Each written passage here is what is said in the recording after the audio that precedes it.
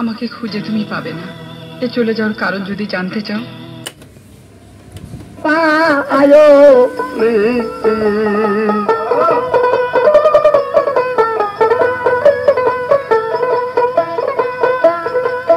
দুটি পায়ে রক্ত ঝরতে আমি বলবো আমি তোমার বিশ্বাসে আঘাত এনেছি।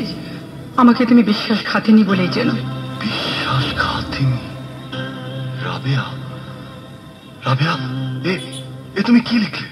একটি ছোট্ট চিঠি। সেই চিঠিতে লেখা কয়েকটি কলমের আঁচড়। এক নববিবাহিতা স্ত্রী স্বামীকে ছেড়ে চলে যায় শ্বশুরের মান রক্ষা করতে। ভুলে যায় আভিজাত্যের কাছে প্রেমের কথা।